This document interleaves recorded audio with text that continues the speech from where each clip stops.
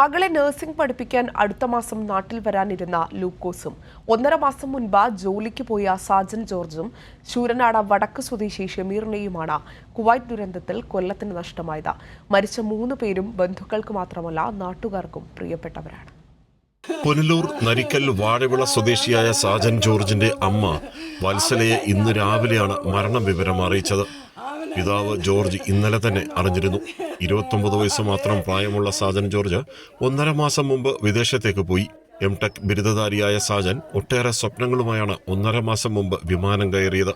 Mechanical എഞ്ചിനീയറായി ജോലി ചെയ്ത് ലഭിച്ച ആദ്യ ശമ്പളം കഴിഞ്ഞ 5-ാം തീയതിയാണ് പിതാവ് ജോർജിന് അയച്ചു നൽകിയത്.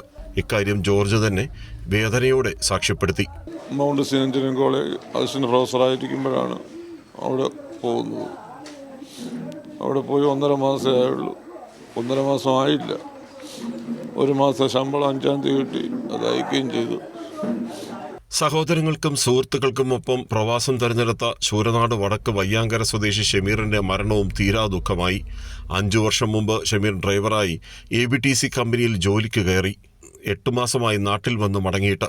വെളിച്ചിക്കാല വടകോട്ടുവിളയിൽ 48 വയസ്സുള്ള ലൂക്കോസിന്റെ മരണവും നടുക്കമായിരുന്നു. 18 വർഷം വിദേശത്തായിരുന്ന ലൂക്കോസ് NBDC കമ്പനിയിൽ ഫോർമാനായി ജോലി ചെയ്തു വരികയായിരുന്നു.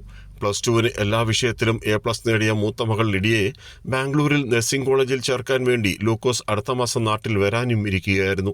ഇദ്ദേഹം 18 വർഷമായിട്ട് കുവൈറ്റിലാണ് ജോലി ചെയ്യുന്നത്. ഈ നാടിൻ്റെ ഒരു അഭിമാനമായ ഒരു ചെറുപ്പക്കാരനാണ്.